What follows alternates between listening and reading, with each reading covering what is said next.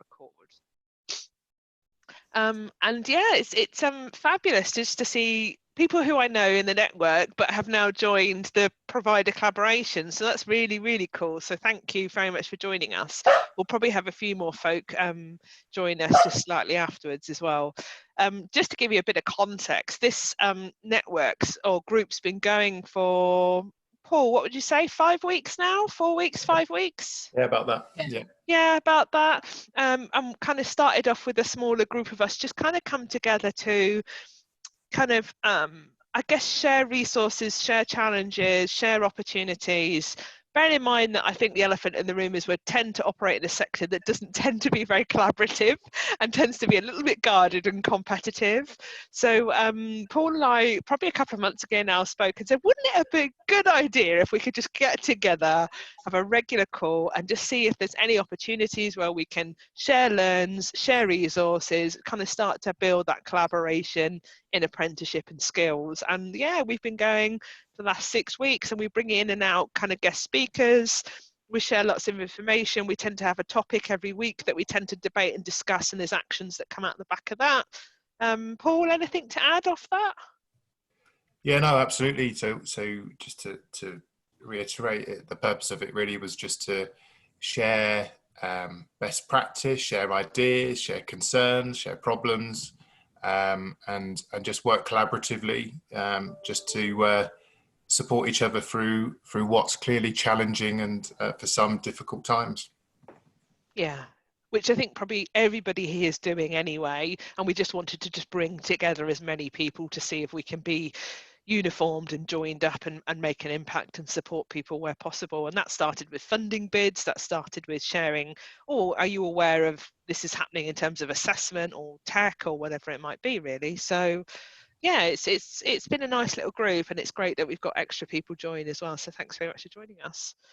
As we do have lots of new people, should we do some intros and stuff? Because I'm aware there's going to be a lot of people that might not know each other now. So and it would be great just to kind of be clear on where people are from and what people are looking for. And if you're not looking for anything, that's fine. If you just want a conversation, that's fine as well. So we're a friendly bunch. So so I'll start and I'll go to Paul, and then Paul, if you want to introduce and then throw to somebody else, and we'll just catch everybody on the list, if that's okay. If you want a list of people that are on the session today, for anybody who's not so familiar with Zoom, you'll see on the toolbar at the bottom, you've got a participant's little logo that's got a picture of a couple of people.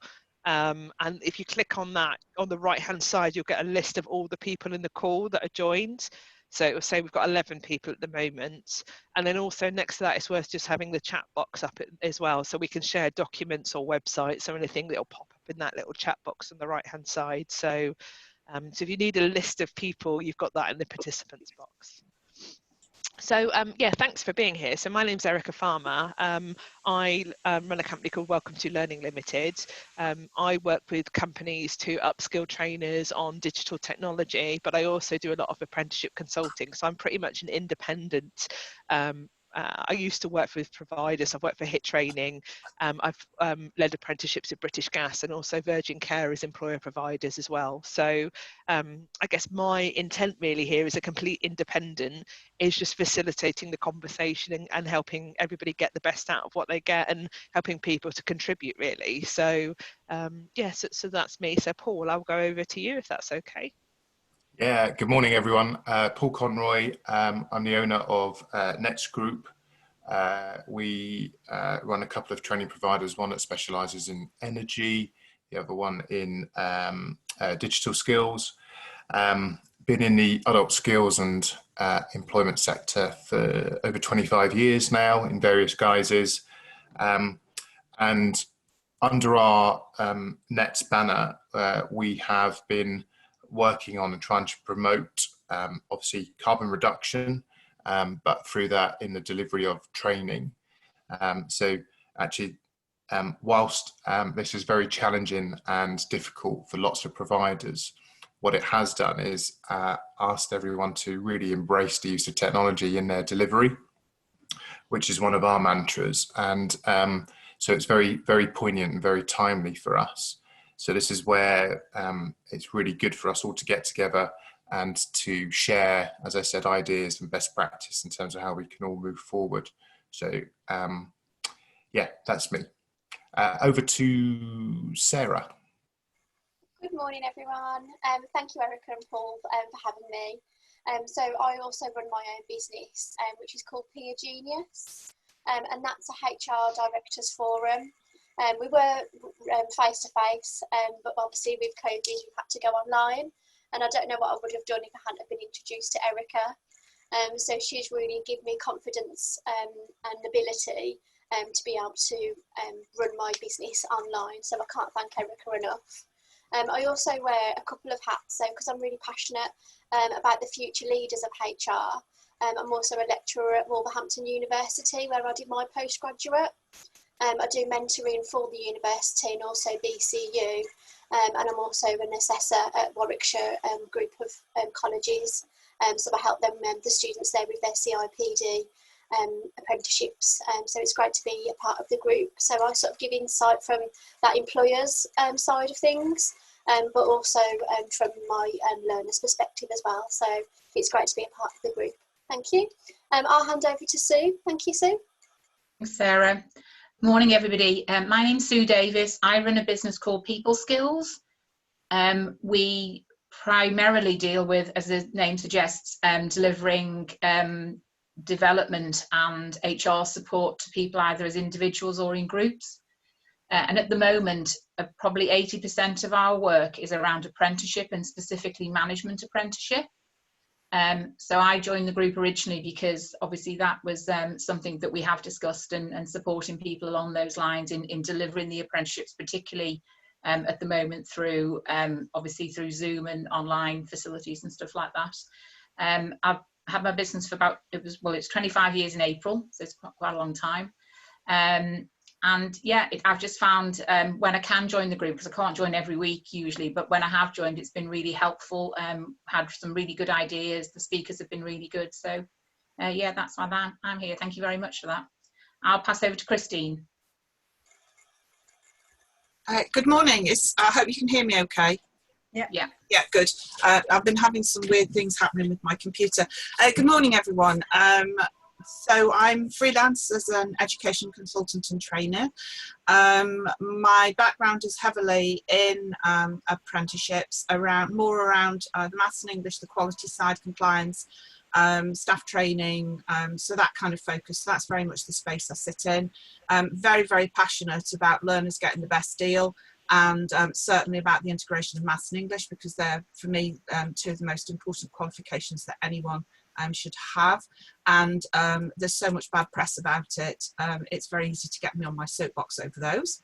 A couple of things that I want to say just before we get into the meeting. I get so much out of these meetings. They're great. But thank you for the flexi quiz, Paul. Really, really good. And that's why I'm a bit late, because I got embroiled in doing that. Give me maths questions and that's it, I'm off. But a couple of points I want to make on that, and really just if anyone does warn it, use it. The first question asking about the height of the fridges. If you were to try the answer to that, I got that one wrong. The answer to that was 40, but you wouldn't have been able to fit that fridge in a space which was 40 centimetres because it had got a curved top. And I put 45. No one's seen this. No one's got a clue what you're talking about, Christine. And then the question at the end, it asks about a chart, and I wrote bar chart, and it didn't give me the right answer. But it was a bar chart. So anyway, just for that. And the other thing, I've noticed a few postings this week on messages about thinking about the functional skills and the estimated results that are going to be going in. And I know people are really, really scaling up for that. And I just wanted to issue a word of warning, because although awarding organisations are putting guidance out, until Ofqual issues what's accepted on Friday, it's all speculative. So it just needs to be watched what Ofqual says on Friday, and then it's just all steam ahead. That's it. I'll shut up now. So Lindsay, because you're next to me on the screen, do you want to go next? Okay, I'm Lindsay McCurdy. I run the LinkedIn group Apprenticeships for England, which I've done for about the last 10 years, which has got 22,000 people on it. my role is I put on events normally, which have gone out the window, is to share information with people, to keep people up to date what's going on in the sector. So I'm sure all of you at some time or other had messages from me with updates from the SFA, what opportunities are out there. And basically it's like a one-stop shop of trying to get information out to the sector that's not going to cost you anything, and it's just freely available, but it's put onto your laptop from me. So that's me. Short and sweet, Lindsay. Very underestimated. Would you like to throw over to somebody else? Jackie. Oh, thanks, Lindsay. I love you. Morning, everyone. I'm Jackie Morkington, and I'm another freelance person, but I'm not from the provider perspective. I'm from the endpoint assessment organisation perspective. So I thought it would be, I had a bit of a moan on LinkedIn on Monday because I'd missed all of Erica's posts. So I'd missed all of this and something with the news feed wasn't showing them. So so I'm a bit late to the party because I didn't even know you were running them. So I'm here now, but really I suppose one of the reasons why I wanted to join is because, yes, I'm a freelance person working with endpoint assessment organisations. I have operationally set up and run an EPAO as well. But I also do quite a lot of work behind the scenes to help the sector. I've done research reports and I do articles. So really, I just wanted to join so that you, I suppose it sounds like you're mostly provider perspective. If there's anything that concerns you or confuses you from an endpoint assessment perspective, it might be something I can write an article on, which can then be shared across the whole sector. You know, I can't guarantee it because things are a moving feast. But just before I move on, I don't know whether it's relevant to any of you, but today is the last day to be able to respond to the Institute for Apprenticeships consultation on the external quality assurance of endpoint assessment. And it's where they're talking about proposing to bring in Ofqual to quality assure. Today's your last chance to have a go on that consultation. So if it is something of interest to you, try and do it, because there are vastly opposing views on the spectrum of how to run it. So that's interesting. Yeah, Linda was talking to us about that last week. Yes. Brilliant. Yeah. So yeah, if you do get a chance, I can always send you the link afterwards if you haven't seen it.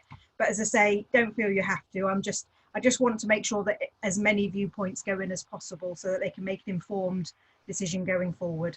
Because some people think it's already a fait accompli. So I want to get people out there making their comments and things. So yeah, so I'll shut up now and I'll pass over to who hasn't spoken. We got Sarah Green. Hi everyone. Hi. So my name's Sarah. So I recently joined the group. So currently looking for new opportunities, but I've spent the last 10 to 15 years in work-based learning, in quality operations, and very much in the last 3 years on the employer side, setting up as an employer provider. So that's me, and yeah, just finding the group really interesting to keep up to date, really, and having that forum where you can talk really openly, and you know, have that opportunity to share resources and support. So yeah, thanks for inviting me, Erica. Thank you, Sarah. It's lovely to have you here. Sarah, who would you like to throw it to? We've got Linda, we've got Susanna, we've got Adam. I don't know if I've missed anybody else. I'll throw it over to Susanna. Thank you. Hi everyone. Hi. Lovely to see so many familiar faces on here. So sorry, my last call overran. I do have to go to another one at 10:30, but I thought I'd pop in and say hello to you all. So for those of you that don't know me, I'm Susanna Lawson. I'm CEO and co-founder of OneFile. So OneFile is a software platform for ePortfolio, and we also have the VLE as well, and the initial assessment for scoring when the learners first start on the new standards. So just quickly, I mean, obviously, you know, we have about 700-800 training providers that use OneFile. So really it's just keeping up, because obviously I'm normally out networking all the time and I really miss it. So it's lovely to have Erica sort of setting up these networks of training providers where people can share best practice, understand what the challenges are, and obviously if I can give any sort of point of view from some of the challenges that some of our training providers are experiencing at the moment and how they're overcoming those. Sorry. But what we're starting to see now is with our customers is obviously they've been through sort of the survival, the knee jerk, oh my God, how's the business going to survive? They've got sort of getting through the hibernation. This is how we're going to keep the business and keep the cogs turning. And then now they're looking at how they're going to thrive and grow as they come out of this time. So that's where we've been really supporting a lot of our customers with making sure they're in the best sort of case and situation they can possibly be at the end of this, to be as healthy as possible, to come out in a really, really great place. So if there's anything anybody needs, we're writing up some case studies on what our customers are doing. We're going to be doing some webinars with Q&As with some of our customers who are preparing. So anything else you guys need, just let me know. Amazing, thank you, Susanna. And any of that info that you've got, just stick it in the chat as well, the group chat. That would be brilliant. So thank you very much for that. Let's go to Mr. Barnes. Thank you very much. Morning, everyone.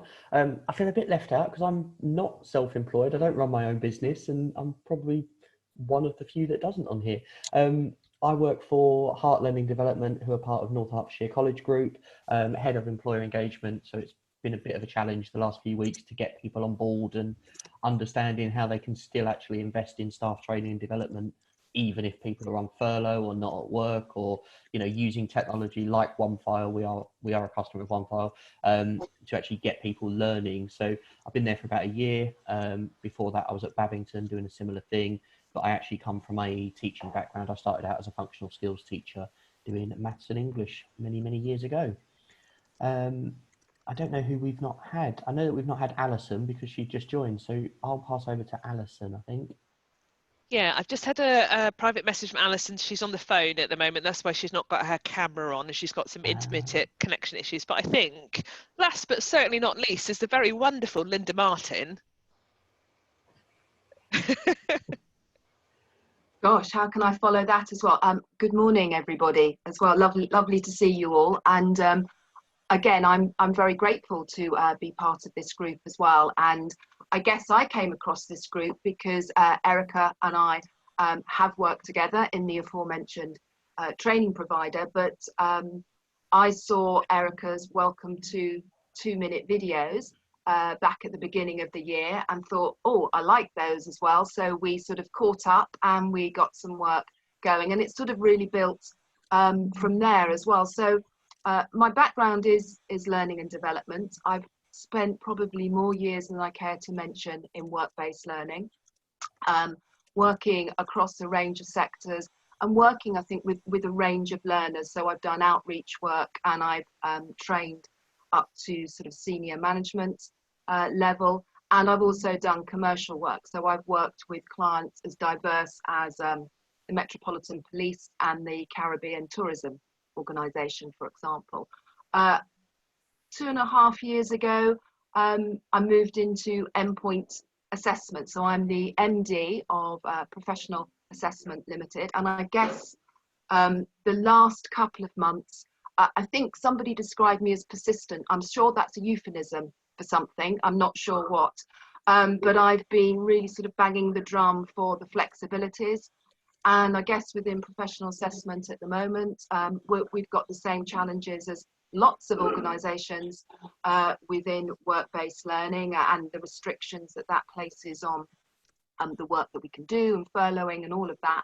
But we are just sort of really getting up to speed implementing the new flexibilities, because I think as an organisation we are really keen that apprentices get the chance to achieve and get recognised for the work that they've done, and that they're in a position, many of them at the moment, where through no fault of their own they've suddenly found, oh, you know, where do we go from here? And you know, the option of a break in learning is not a great option if you really think about it as well, particularly if you're quite nervous and unsure about where your future is going to be. So yeah, that's what we've been doing as well, and currently we work with 17 standards across a range of sectors, including management and team leading, and we're looking at other standards as well. And yeah, we're one of those little organisations that likes to network, and I actually really like this group because I just like to learn. I think it's really easy to get very siloed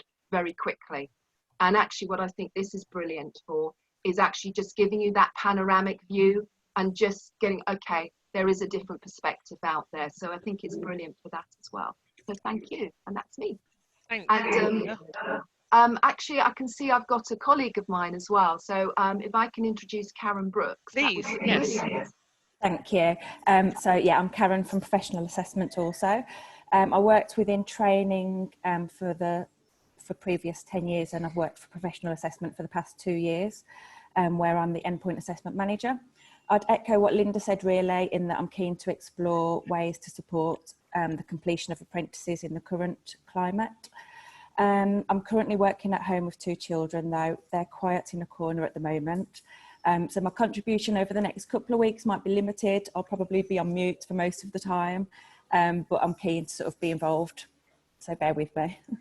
Yeah, of course, Karen. I think you and millions of other people, bless you, are being amazing at homeschooling and trying to work at the same time and everything else that goes with it. So no problem at all.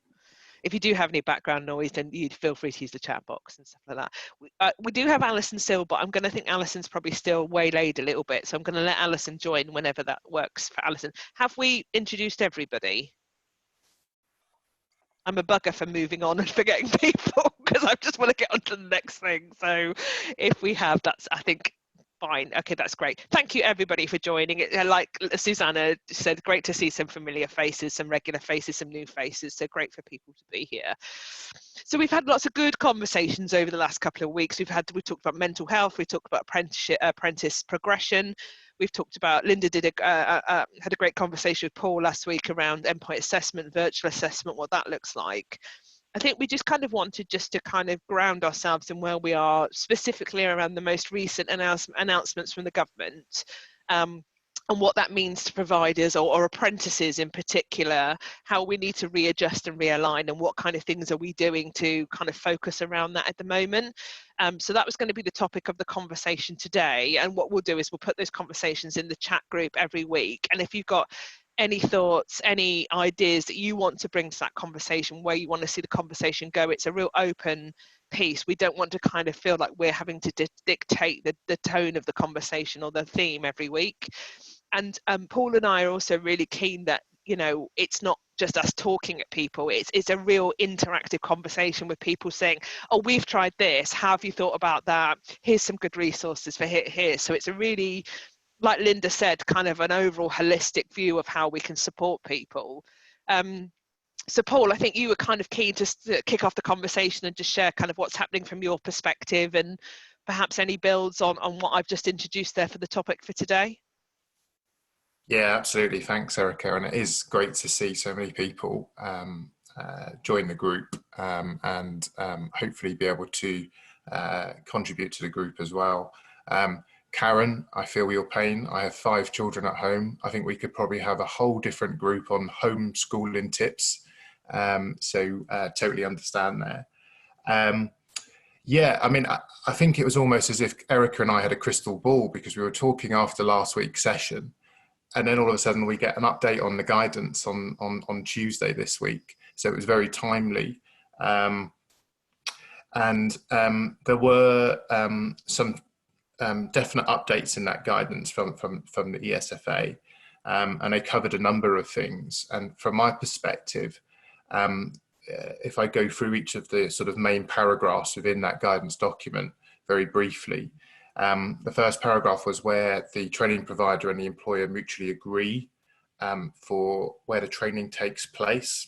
And this is separate to a paragraph later on which talks about continuing to deliver training via remote and e-learning. So it's very different. So this is talking about if you decide that you're now going to, and I think there's a DFE update where it talks about providers for the 1st of June are encouraged to start delivering training on employer sites again where it's possible.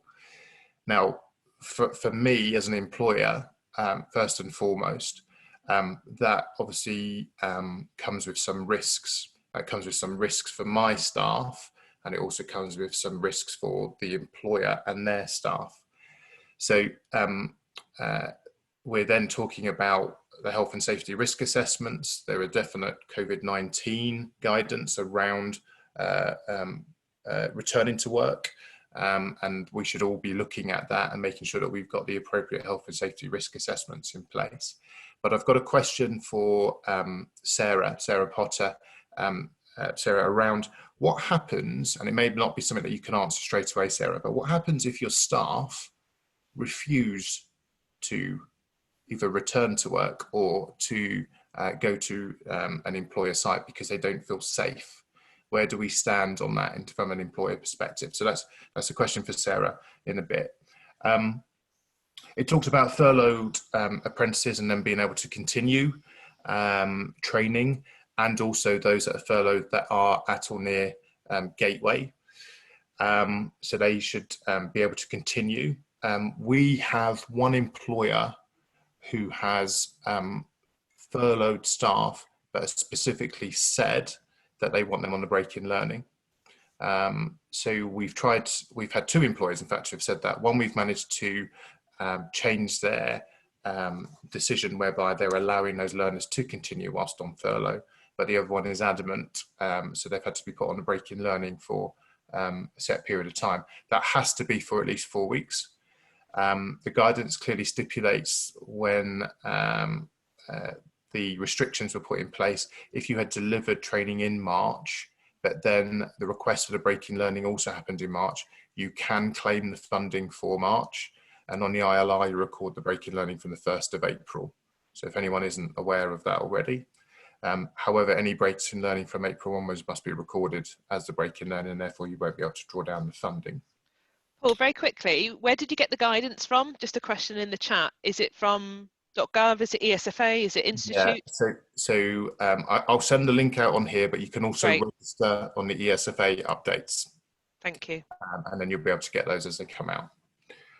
I talked about earlier about encouraging providers to deliver training remotely, to continue to do that, and via e-learning. This won't affect apprenticeship delivery as much, but on other delivery, so myself and Adam previously have had conversations around AEB delivery, for example. So we deliver AEB delivery down in London in the devolved area, and this is guidance specifically from the GLA. They have confirmed that if you deliver remotely, so that's live via webinar, etc. training, then it still attracts the uplifts. If, however, you are delivering e-learning, which is, in other words, automated online learning for the learner to access, that does not attract the uplift, the area uplift for delivery. And that's really important. So if providers are moving from a face-to-face classroom-based delivery model to a remote delivery model where they are still delivering live training, that's fine, but only from the GLA's perspective so far. So if you're in other devolved areas or you have a non-devolved contract, double check. They're saying that they got their guidance and confirmed it with the ESFA, so you would assume that that's with the non-devolved areas as well, but I would double check. But if you are delivering an automated e-learning program, that will not attract the uplift. Now, there is nowhere for you to record that directly apart from the postcode where you're delivering it from. And you may assume that you would still put that employer's or individual's postcode down. But when it comes to audit, I'm just flagging it for you, just be aware. It's great that we've got representatives from Endpoint Assessment on the group. So I'm not going to talk too much about endpoint assessment arrangements going forward. Perhaps others would like to contribute to that. Other than to say on arrangements for functional skills, there's lots of guidance that's coming out now around that. We work with a number of awarding organisations. Our understanding is that there are deadlines for which you have to make sure you meet in terms of if you have a learner who isn't yet due to take their functional skills before, I think it's the 15th of June, if anyone wants to correct me on that, you have to put in what you think their likely outcome is going to be. And that might be really difficult for some providers, particularly where they're on shorter programs. So in general, this guidance is for colleges and providers who have probably a year program for delivering functional skills, it's far easier at this stage of that year to be able to predict what that grade is likely to be. But for providers with shorter programs, that's a lot more difficult. But there's a clear window in which the learners must have been registered for functional skills. I think that's the 20th of March to the 31st of July for that. But keep an eye out for guidance from each of your awarding organisations if you are delivering functional skills. And this is specific to tutor-led grading, okay, rather than actually sitting the functional skills tests. Guidance again on breaking learning I've covered. Redundancy, so no change on the 12-week rule. So if someone's been made redundant, you've got 12 weeks to continue with them and hopefully find another apprenticeship opportunity for them, except where they're at Gateway, where obviously they can be made arrangements to go through endpoint assessment. And then the final update was the extension of the transition period for non-levy contracts. So any providers who are fortunate enough to have a direct non-levy contract, that's been extended again until the 31st of March 2021. Therefore, non-levy will be open from the 1st of April 2021 to all other non-levy employers, as per the pilot that started in January this year. Okay, I think that's it from me. So I think it's over to me, isn't it, Paul, to answer that crucial question that you had. Thanks. No pressure, Sarah. So I do appreciate you giving me a few minutes to make some notes, because obviously it is a very burning question. But to cover my back and yours, I think from a specific question point of view, and if it is legal advice you need, it is best to get that from a solicitor and your HR departments as well, because you can't stand up in court and say, actually, Sarah Potter on a webinar said that, and you can't sue me, unfortunately. So that's sort of other law firms are available as well. But this is just an insight of over the last few weeks and the webinars that we've been doing in the field from the HR community. So it does come down to what's reasonable. So if it's an individual employee that has got those concerns, it would be to have a conversation with them and find out what those concerns are. So that could be that they're shielded, which means they've got an underlying medical condition and they'll have a letter from their GP. From an employer point of view, we have done that on trust. So some employers haven't asked to see that letter, they've just taken that as goodwill. But again, there is a fear that sometimes that can be abused.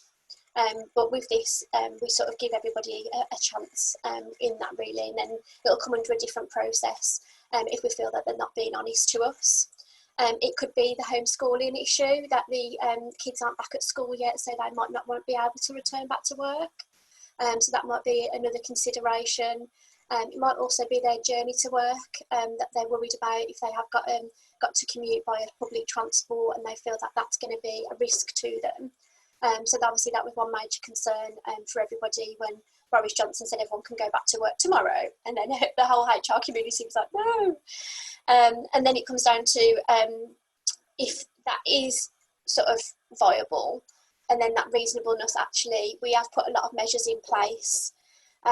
So there's been updates to policies.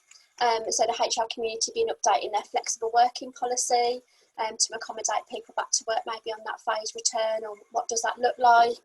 There's obviously the shared parental leave that's available to everybody now at the moment.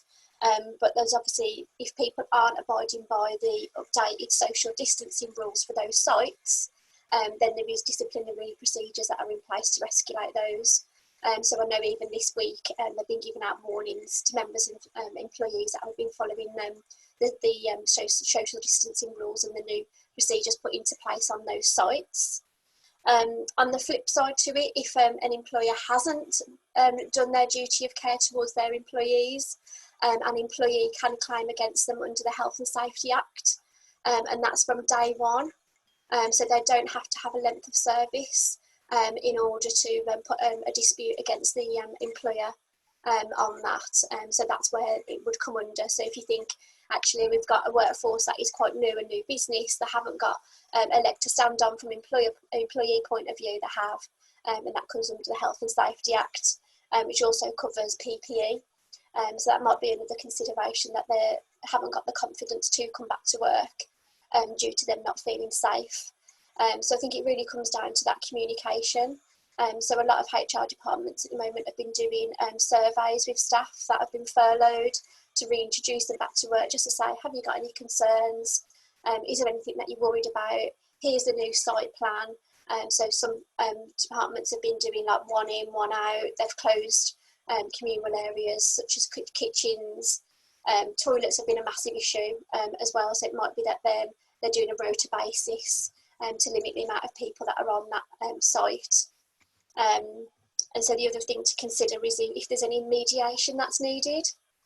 So if it is a case that you feel that you have done everything within your realms of being reasonable to your employees and they still aren't playing ball, and you have communicated, you have had the meetings, and you need to escalate it, it would be under your normal procedures. And it's also good as well possibly to do an occupational health referral and link into your employee assistance programme, especially for mental health as well at the moment. So having an employee assistance programme and linking in all those times that you're communicating with staff, just to note, say actually we have got an independent service here that can support you. If you haven't got that and you sort of are on a small budget, there is some companies like Rethink Mental Health. So I've got some documents that they've sent to me, so I can share those with the group. So they're a national charity, as it is Mental Health Awareness Week as well. Just draw on all those free support that you can get. It is available out there. But it is about that mediation, that escalation process. So what's reasonable, speak to them, have open communication, make sure that you document everything as well. So let's hope it doesn't go any further. But as soon as it does, you know, you've got your trail there in order to be able to evidence the conversations that you've had. So I hope that helps. Can I just ask a question, if that's okay? Yeah, of course. As a training provider, we can do that for our offices and we can ask people to come back in and whatever. Yeah. How would you approach engaging the tutors who are actually going out to third-party employer sites and kind of making sure they feel safe and they feel protected, because that's not our workplace? Yeah. What can we do to support them going back into assess and to see apprentices? Yeah, so a lot of it comes down to that risk assessment. So if I was in your shoes, I'd be liaising with the offices that your tutors are going to be going to and saying, can you give me an update on your procedures that locally? So for instance, you might be coming to my site and I can say, yeah, here's the up-to-date policies, procedures regarding our sort of social distancing measures for our site. So it could be that when they sign in, they'd need to do, like most places, it'd be an up-to-date, let's read the health and safety policy for this site. So you just want to see an update to an amendment to that covers the social distancing. And I think if you didn't have that, because it would be into the risk assessment, then I wouldn't advise your tutors to be going to those sites, because ultimately you're putting your tutors at risk. And I think that's when you can get quite a lot of backlash. It's quite a bit of work to do, but then I'd be looking at, is there still something that those tutors can still do remotely? Yeah. And I think that would be the best thing to do. So if people can still work from home until sort of the next few weeks, months, and hopefully by then we'll be in a better position as a country to sort of lessen those lockdown. So I think we'll still work from home as a number one where possible. Do so much engagement and staff surveys, and we've been doing it just quick and dirty, just on SurveyMonkey, and that's been sort of like just 9 questions, just as a check-in. And so just make sure you're liaising with the third-party companies and getting an up-to-date risk assessments from their health and safety point of view. Cool. Great, thank you, Sarah. Lots of really good information there. I think as providers, there's an expectation around risk assessments anyway, isn't there, in terms of the sites that you go to and stuff. So it's just the increased risk assessment around that, like Sarah talks about, from a social distancing, shielding perspective, underlying health conditions, anything else that you want to have a conversation about to make sure you and your learners are clear, really, I suppose. So. If I can just, I know that we're not a provider, but at One Far we've sort of rag rated all of the staff So obviously you do have people that live on their own right now who are desperate to get back into the office for mental health reasons, but they might still have an underlying issue. So really we need to be responsible to say, no, you can't come in even though you want to come in. So we've colour coded all the staff and said, right, these are the people that would be safe to come in and they're desperate to come in. These are the people that want to come in, but we're not sure if they should come in. And then people on public transport, people at home, people with pregnant partners and things like that. So we've just colour coded all the staff to go, right, if you want to come in and there's no reason you shouldn't come in, that they're green, and then colour coded all the way down to those who really don't want to come in and they've got underlying health issues, which means that they probably won't be coming in the near future. So we've done that with everybody, but we've also asked what they would like to do as well as that. So yeah, that sounds great, Susanna. I think that sounds really good common sense approach, isn't it, in terms of without being legal experts or having a huge HR function or whatever. It's just really nice common sense approach to that. So yeah, thank you. Anybody else got kind of any other shares or questions around this topic while we're there? Can I just put a couple of extra points on what Paul was saying around the functional skills, please? Just really to reiterate the Ofqual guidance that's going to be coming out tomorrow, which is going to validate exactly what can happen. Paul's absolutely right about the set windows of expected testing. So there has been a very set period with each awarding organisation, and I've noticed that they're all different. So Paul's got a real headache because he's working with lots of different organisations. And the other thing though that is really, really key is that there is only going to be one opportunity to put the grades in. And so if you don't get the right average grades put to the right learners in that period of time, once that period is gone, you won't be able to do anything. So some really strong quality assurance and management of that is going to be needed to make sure that the right learners are claimed through the right awarding organisations, right through the right window.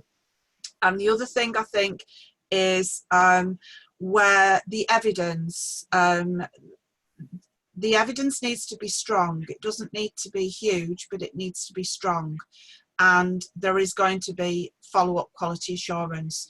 So you have to make sure that you're gathering everything together in one place so that it can be put forward. And if there is then a follow-up where it needs to be checked by the EQA with the awarding organisation, that it's bomb-proof, because otherwise that could be really, really difficult. And I've also heard as well that awarding organisations are looking at average pass rates and success rates as a benchmark to what they would expect the amount of learners coming through. And also in some cases, fails are being asked for as well as passes. So with the level 1 and level 2, and with not so much the internally assessed and the entry level and speaking and listening, but the level 1 and level 2, which would be done either by paper or online, they want to know about passes as well as fails as well as passes, so they can get that measure.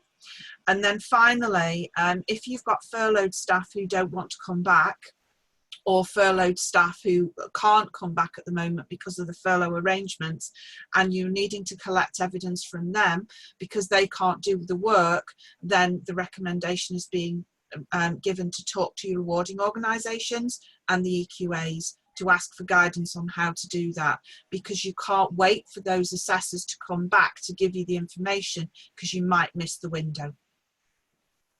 Yeah, thanks, Christine. Yeah, just to add to that, we had a Teams meeting with one of our partners yesterday, and we were talking about awarding organisations looking to do those quality checks, absolutely, and they'll look at data profiles. So if they see a spike in a rise in passes as a result of tutor gradings, then that may trigger some form of audit from that awarding organisation. Obviously, the normal processes in terms of standardisation and making sure absolutely that you've got robust assessment plans and assessment schedules in place. The reason there has to be a rationale for the judgments that are made as well, and the reason for that is because of the appeals procedure, because the learners may come back and appeal. And then talking about setting up assessment panels. So this is after the moderation process, but where the tutor, for example, the IQA, and then a senior member, so a member of the SMT who has final sign-off. Now that's easy for centres who have maybe 10, 20 learners going through this process, but where you've got potentially hundreds, then going through learner by learner is going to be a difficult process, but it's something that you need to consider. And making sure that the chair of that meeting is the person who does the final sign-off for it, and then having the minutes of that meeting as well. And I think that will give you the most robust process in terms of how you've come to decision making as a centre. Sorry, Paul, can I just ask a question? Going back to the thing you mentioned about a member of staff had been furloughed, but then had been told that they couldn't carry on with the apprenticeship whilst they were furloughed. Is that what you'd said? Yeah, absolutely. So the employer made a decision that they were furloughing staff, and those staff that were furloughed who were on apprenticeships they requested that they go on a breaking learning whilst they were being furloughed. Did they give any specific reason for that? They felt that it was their decision, but they felt, so when we questioned the rationale behind it, they just said that they felt, rather than having different rules for different people, that they would just have a blanket approach. And because the update in the guidance for breaks in learning around COVID-19 allowed the employers to do that, they took that decision. Right. It's such a shame, really, because I've got a number of furloughed staff on apprenticeship programs, who some of them have been behind but have now caught up because they're furloughed and at home and they're able to work on their apprenticeship. So You're it's absolutely right. And of course they can still draw down from the levy as well if they're making progress. So it's been a bit of a win-win. So it's a shame, really, that they've been told that they can't work on apprenticeships if they've been furloughed. And I think it's a large organisation, and I think the decision was taken for that blanket approach because it was easier for them, and then they can focus on other issues that they would have.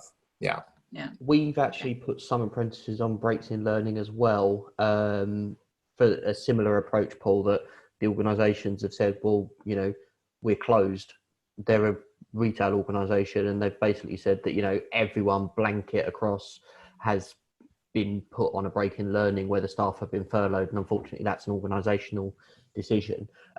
We've actually also had some where the learners are still at work, but have been put on a break in learning because they're not in their normal role. So they've actually been asked to change roles during the lockdown. They've been moved out of their department and they're supporting other areas or whatever. And rather than risk them go further behind, they've said actually that they're still at work, but they're working 2 jobs because they're covering for colleagues and they're not in their normal department. So they've been put on a break in learning. So while it is unfortunate, I think that there are some reasons that breaks in learning are probably the better course of action. But I completely agree, Sue. We've also had a surprisingly large number of people who are still on there and are actually now getting ahead, not just catching up, they're actually making progress so that when they get back to work, they've done their 20% off the job, and they're doing that in a block now so that they don't have to worry about it when they get back. Yeah, I think I can understand the one that you've mentioned there, Adam, about the fact that because I've had a couple of people who've done that, who've obviously, they're either have changed jobs or they're absolutely snowed under because they've got other people who are self-isolating, so they're covering more than one job. And I think it's more sensible then to take a break in learning for them. It's just a shame with the first. So I can understand that from that perspective, why that would happen. I think the other one that the other people that we put on breaks in learning are some of our clinical healthcare apprentices in the NHS. And obviously that is common sense that they've had to do that. It's just then about how we actually go about re-engaging them over a longer period. We put them on a break in learning for, I think, 8 weeks, with a review every 4, something like that. They've been on for 4 and they're going to be on for another 4. I'm not quite sure, but it's going to be about how we get them back and how we re-engage with them, because some were quite close to endpoint assessment, but their particular standards needed face-to-face endpoint assessment as well. So it's just unfortunate that we've not been able to do anything with them, and a break in learning is the best course of action there as well. think it wasn't helped, was it, the sort of the furlough with the apprenticeships in some ways, because the initial guidance that came out wasn't particularly clear. In fact, it was quite turgid, really, and gave the wrong advice as well. But and I'm probably making it up, but I'm sure I've seen one piece of research which actually says about 80% of apprentices have actually stayed with the learning, and certainly the training providers that I'm talking to, they are all echoing very much what you're saying. In many ways, it's given the apprentices an amazing opportunity to catch up, and they're actually engaging with their e-portfolios and the online learning in a way that they've never ever done before as well. So they're doing the Zoom or whatever webinars or Skype, but they're actually they've developed self-managed learning skills, which I think is a real added value, and I really hope that the apprentices recognise that themselves, so when they finish their apprenticeship they're able to see this as a real asset that they've developed, and also that the training providers track that as well, because for me that's real added value learning. If you can get a person that can start to really take control of their learning and development, they are going to be a great employee moving forward. And so I think, yeah, that really needs to be celebrated. And I think we need to be thinking about things that we need to be really celebrating through this. And I think that's one aspect that we can see as a genuine positive.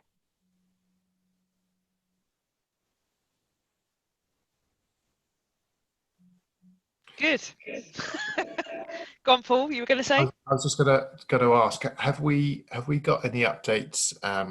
Linda, I think Jackie's had to leave now, but Linda, any updates on endpoint assessment guidelines and what that looks like in the last? Okay, so there are a range of standards that have been granted interim assessment amendments or substitutions. And really those have been granted on the basis of either the apprentice needed to get qualified very quickly, and the sort of the assessment plan as it was constructed wasn't going to allow that, or if you like, in the other camp, because of the lockdown, because people could not be on site, because the assessment relied heavily on observations, there was no way with the current assessment plan and requirements that apprentice had a hope in hell of achieving. So there has been an ongoing process, and really IFET, along with the ESFA and the external quality assurance providers, have sort of taken it almost standard by standard, sector by sector. And IFET on their website have an update of all of the standards that have been granted assessment flexibilities, and they range those flexibilities. So in some cases, the flexibility could be that they allow proctoring, for example, so remote invigilation of tests. That's something that 12 months ago, Ofcom going, oh no, not sure about this. Now it's almost, yeah, everybody's doing it. They're allowing much more for remote assessment. Many standards already could be assessed remotely. Where there are lots of observations, there has been considerable discussion about what would be viable alternatives. And I think that process is iterative. I would stress that, and they would stress, they are all interim arrangements. And so I say, some it's like we do different assessments in lieu of observation. Some cases where there was like a defined assessment sequence, they've been flexible on that. In other cases, such as care, for example, adult health and social care, there was a requirement for service user testimonies, which they've waived.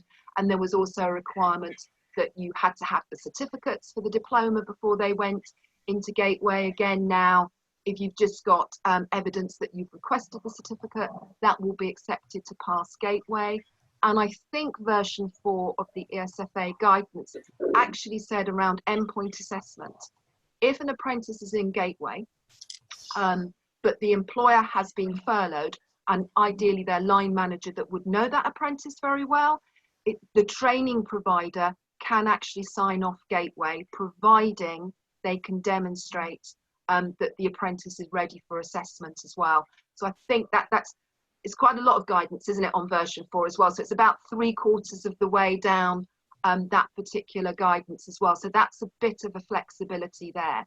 there's a little bit of a myth, I think, in some ways, that the portfolios, that there's quite a lot of portfolio evidence as well. Again, I would say to training providers, really speak to your endpoint assessment organisation where that's been brought in as an interim measure as to exactly what is required, because otherwise there could be lots of evidence floating around out there which actually is quite superfluous and you can't use it. So there are some flexibilities, and that is ongoing. And I say the best website to get which standards have got the flexibilities is the IFEP website, and that's updated regularly as well.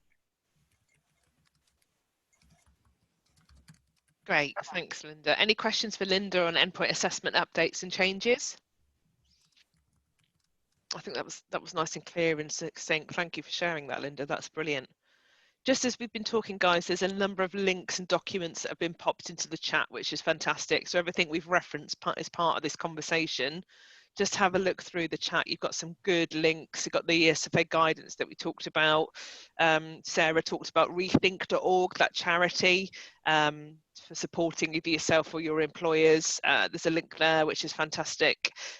Jackie's put that Jackie's left us during that conversation, but she's linked into her article that she's added on LinkedIn, which is great. What else I've got? The guidance notes from Sarah around COVID-19. Sarah, that's brilliant. That might be something you want to share with employers as well. Great, okay, thank you. I think we're coming up to 11 o'clock there, so thanks very much for that conversation. That's brilliant. Do think about whether you want to continue this conversation next week or what you would like to kind of tackle next week, because that's exactly what these sessions are here for. It could be anything to do with apprenticeships or skills, anything you need help with, support with, anything you just want to debate and discuss. Have a think about it and do put it in the group chat, because the last thing Paul and I want is to be able to kind of, have to kind of suggest things every week. We'd like the group to be able to self-facilitate, really. So, Paul, any builds on that? Yeah, no, just to echo that, absolutely. We're all here, we're all in this together, and we're all here to support each other. So, I think as we move forward, obviously we're continuously in a transition period where we're responding to the updates from government in terms of where we're at. We shouldn't just assume that's unfortunately that's going to go in one direction. We may actually have to step back again, as has already been shown in other countries, particularly in Europe.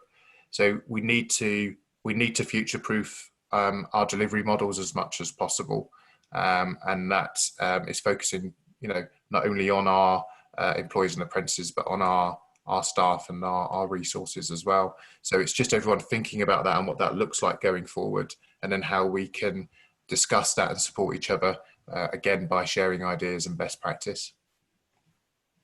Great. Thank you, everybody. I'll pop the recording onto the group. Thank you very much for attending. Great to meet people that I've not met yet, and I'm sure that's great echoed for everybody in the group, really. So thanks very much for attending. Thank you for your advice and guidance, everybody. See you on the chat and see you next week. Thank you very much, guys. Bye. Cheers. Thank you. Bye.